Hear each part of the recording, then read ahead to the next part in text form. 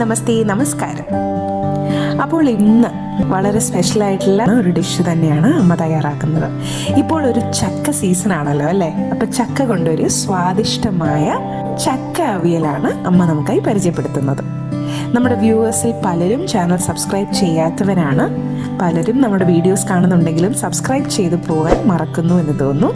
അപ്പോൾ തീർച്ചയായും ഇപ്പോൾ തന്നെ നമ്മുടെ ചാനൽ ഒന്ന് സബ്സ്ക്രൈബ് ചെയ്തേക്കണം. കറിവത്തമ്മ ചാനലിന് നിങ്ങളുടെ എല്ലാവരുടെയും സപ്പോർട്ട് ആവശ്യമാണ്. കൂടാതെ സബ്സ്ക്രൈബ് ചെയ്തതിന് ശേഷം ആ സൈഡിൽ കാണുന്ന ബെല്ലൈക്കൺ കൂടി ക്ലിക്ക് ചെയ്യുക. സമയം ഒട്ടും കളയാതെ തന്നെ അമ്മയുടെ വായിൽ വെള്ളമൂറും ചക്ക അവിയൽ.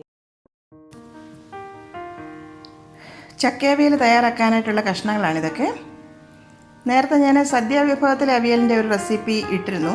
ഏറെക്കുറെ റെസിപ്പി അതുപോലൊക്കെ തന്നെയാണ്, എങ്കിലും ഇതിൻ്റെ കഷ്ണങ്ങളാണ് നമ്മുടെ ഈ ചക്ക അവിയലിനെ മറ്റേ അവിയലിൽ നിന്ന് വ്യത്യസ്തമാക്കുന്നത്. അപ്പോൾ ഞങ്ങളുടെ വീട്ടിൽ സ്ഥിരമായിട്ടുണ്ടാക്കുമായിരുന്ന ചക്ക അവിയലിൻ്റെ ഒരു റെസിപ്പിയാണിത്. അതിനായിട്ട് പടവലങ്ങ ഒരു കഷ്ണം ഇതുപോലെ നീളത്തിൽ അരിഞ്ഞെടുത്തിട്ടുണ്ട്. മുരിങ്ങയ്ക്ക ഒരു 2 എണ്ണം ഒരു പകുതി എടുത്തിട്ടുണ്ട്, അതും ഇതുപോലെ നീളത്തിൽ അരിഞ്ഞെടുത്തിട്ടുണ്ട്. കഷ്ണങ്ങളെല്ലാം ഒരേ നീളത്തിൽ തന്നെ അരിയാനായിട്ട് ശ്രദ്ധിക്കണം. വേണമെങ്കിൽ ഇതുപോലെ ഒന്ന് കീറിക്കൊടുക്കാം. പിന്നെ ചക്കയുടെ മടലാണിത്. ഇതൊരു 4-5 വലിയ കഷ്ണമുണ്ട്, അത് ഇതുപോലെ നീളത്തിൽ അരിഞ്ഞെടുത്തിട്ടുണ്ട്. 10-15 ചക്കക്കുരു, അത് പുറത്തെ തൊലിയൊക്കെ നീക്കി ഇതുപോലെ നീളത്തിൽ കട്ടി കുറച്ച് അരിഞ്ഞെടുത്തിട്ടുണ്ട്. 2-3 ചക്കയുടെ ചുള, ചെറിയ 3 ചുളയെ ഞാൻ എടുത്തിട്ടുള്ളൂ. വലുതാണെങ്കിൽ 2 എണ്ണം മതിയാകും. ചക്ക അവിയലിൽ ചുള കൂടുതൽ ആവശ്യമില്ല. കൂടുതൽ ചുളയായി കഴിഞ്ഞാൽ ഒരു ചക്കപ്പുഴുക്കിൻ്റെ ടേസ്റ്റായി പോകും. മടൽ കൂടുതലിടാം, പക്ഷേ ചുള എപ്പോഴും കുറഞ്ഞിരിക്കണം.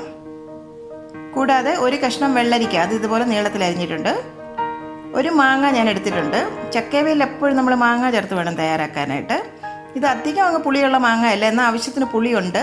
കളർ മഞ്ഞ കളറാണെങ്കിൽ ഇത് അധികം പഴുത്തതല്ല കേട്ടോ. 4-5 ചെറിയ ഉള്ളി, പച്ചമുളക് ഒരു 4 എണ്ണം ഇതുപോലെ കീറി വെച്ചിട്ടുണ്ട്. അപ്പോൾ ഇത്രയും കഷ്ണങ്ങളാണ് നമുക്ക് അവിയലിന് ആവശ്യമുള്ളത്. കൂടാതെ ഒരു ചെറിയ തേങ്ങ തിരുമ്മി എടുത്തിട്ടുണ്ട്. 2-3 തണ്ട് കറിവേപ്പില, ഒരു 3-4 ടേബിൾ സ്പൂൺ വെളിച്ചെണ്ണ തന്നെ വേണം അവിയൽ തയ്യാറാക്കാൻ എപ്പോഴും. പിന്നെ കൂടാതെ നമുക്ക് ആവശ്യമുള്ളത് ഒരു 3/4 ടീസ്പൂൺ ജീരകം പൊടിച്ചത്, ഉപ്പ് ആവശ്യത്തിന് വേണം, 1/2 ടീസ്പൂൺ മഞ്ഞൾപ്പൊടി, 1 ടീസ്പൂൺ മുളക് പൊടി. അപ്പോൾ ഇത്രയുമാണ് നമുക്ക് പൊടികൾ ആവശ്യമായിട്ടുള്ളത്. ഒട്ടും തന്നെ സമയം കളയാതെ നമുക്ക് അവിയൽ തയ്യാറാക്കിയെടുക്കാം. അപ്പോൾ ഇത് തയ്യാറാക്കാനായിട്ട് നിങ്ങളുടെ കൽച്ചട്ടിയോ ഉരുളിയൊക്കെ ഉണ്ടെങ്കിൽ അത്രയും നല്ലത്. അവിയലൊക്കെ കൽച്ചട്ടി തയ്യാറാക്കുമ്പം ഒരു പ്രത്യേക ടേസ്റ്റാണ്. എന്തായാലും എൻ്റെ ഇപ്പോൾ അതില്ലാത്തതുകൊണ്ട് ഞാൻ ഒരു പാനിൽ ചെയ്യുകയാണ്. ഒരു പാനിലേക്ക് ഞാൻ 1 ടേബിൾ സ്പൂൺ വെളിച്ചെണ്ണ ചേർത്ത് കൊടുക്കുന്നുണ്ട്. അവിയലിന് എപ്പോഴും വെളിച്ചെണ്ണ തന്നെയാണ് വേണ്ടത് കേട്ടോ. അതിലേക്ക് കഷ്ണങ്ങൾ ഒന്നൊന്നായി ചേർത്ത് കൊടുക്കാം. ആദ്യം ആ ചക്കക്കുരു അങ്ങ് ചേർക്കാൻ, കൂടുതൽ വേവുണ്ടല്ലോ.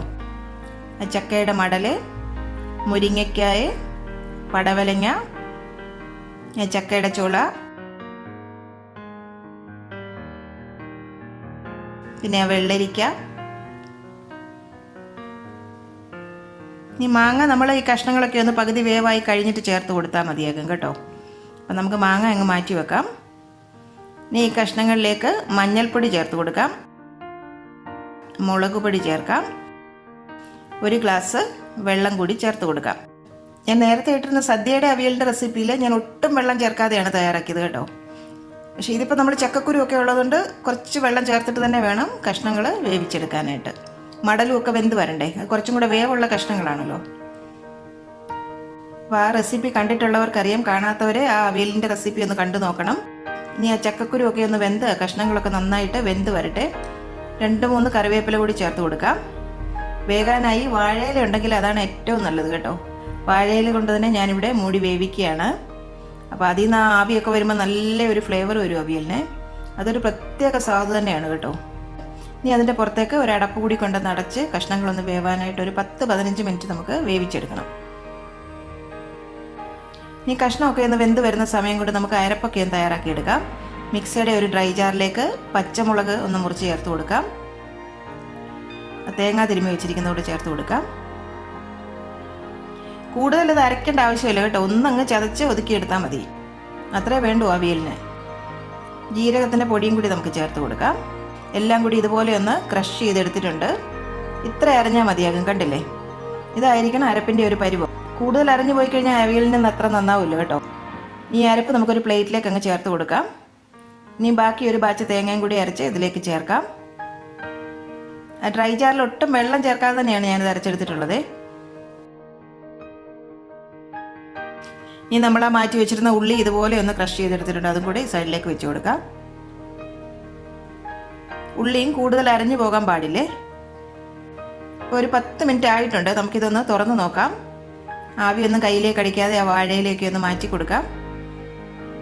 നല്ല ഒരു മണമാണ് കേട്ടോ. എന്താ സ്മെല്ല്! ഈ ആവിയൊക്കെ ആ വാഴയിലേക്കൂടെ കയറി വരുമ്പോഴത്തേക്ക് ഒരു പ്രത്യേക സ്മെല്ലാണ് ആവിയലിന്. നമ്മുടെ ആ വെളിച്ചെണ്ണയൊക്കെ അടിയിൽ ഇങ്ങനെ ഒഴിച്ചു കൊടുത്തിട്ടുണ്ടല്ലോ, പ്രത്യേക ഒരു സ്മെല്ലാണ്. ഇനി നമുക്ക് മാങ്ങയുടെ കഷ്ണങ്ങളും കൂടി ഇതിലേക്ക് ചേർത്ത് കൊടുക്കാം. കഷ്ണങ്ങളൊക്കെ പകുതി വേവായല്ലോ. ഉപ്പ് കൂടി ഈ സമയത്ത് നമുക്ക് ചേർക്കാം. ഉപ്പ് ആദ്യം അങ്ങ് ചേർത്ത് കഴിഞ്ഞാൽ ചക്കക്കുരു ഒക്കെ വേവാൻ താമസമാകും. അതുകൊണ്ടാണ് ഇപ്പം ചേർത്ത് കൊടുക്കുന്നത്. മാങ്ങയൊക്കെ പെട്ടെന്ന് തന്നെ വെന്ത് കിട്ടും. ഒന്നുകൂടി ഒരു 5 മിനിറ്റ് നമുക്ക് അടച്ചു വെച്ച് വേവിക്കാം.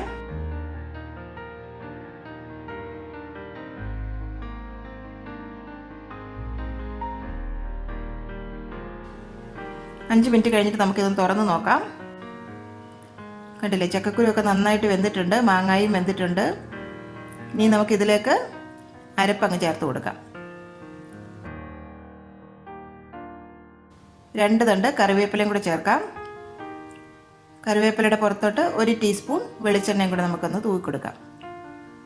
ഇനി ആ വാഴയില മാത്രം വെച്ചടച്ച് നമുക്കൊന്ന് മൂടി ഒന്ന് വേവിച്ചെടുക്കാം. അരപ്പിക്കൂടി ഒന്ന് ആവി കയറി വന്നാൽ മതി.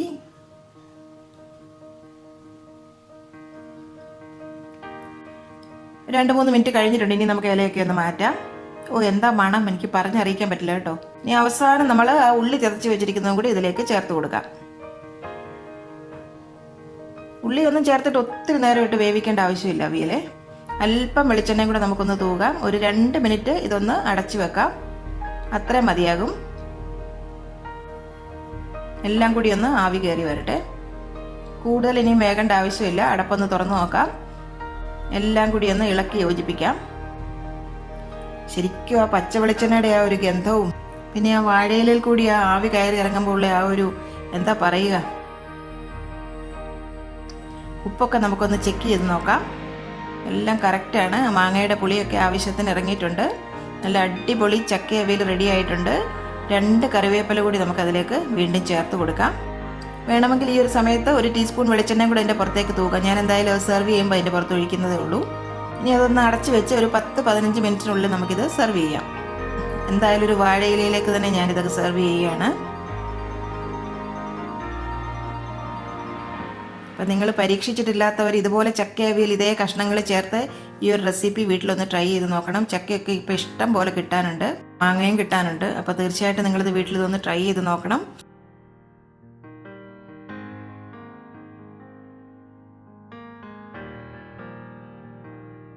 ഇനി അതിൻ്റെ പുറത്തേക്കായിട്ട് കുറച്ച് വെളിച്ചെണ്ണ ഒന്ന് തൂക്കി കൊടുക്കുന്നുണ്ട്. വെളിച്ചെണ്ണ അത്യാവശ്യം ചേർത്ത് തന്നെ വേണം നമ്മുടെ ചക്കയവിയലൊക്കെ ചെയ്യെങ്കിലേ ആ ഒരു സ്വാദ് നമുക്ക് കിട്ടുകയുള്ളൂ. ഇനി ചക്കയവിയൽ എന്ന് പറയുമ്പോൾ ഞാൻ പറഞ്ഞില്ല, കഷ്ണങ്ങളുടെ സെലക്ഷനും വളരെ പ്രാധാന്യമുണ്ട്.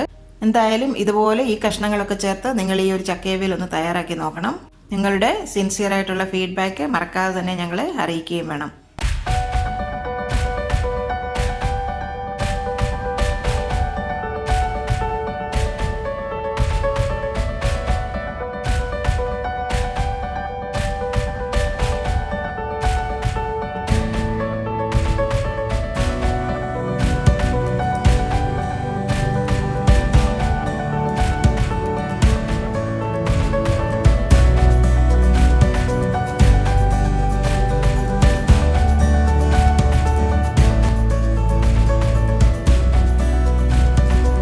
എൻ്റെ അമ്മയുടെ ഇന്നത്തെ ഈ റെസിപ്പി നിങ്ങൾക്ക് ഇഷ്ടമായെങ്കിൽ ഈ വീഡിയോ നിങ്ങൾ തീർച്ചയായും ലൈക്ക് ചെയ്ത് ഷെയർ ചെയ്ത് ഞങ്ങളെ സപ്പോർട്ട് ചെയ്യണം.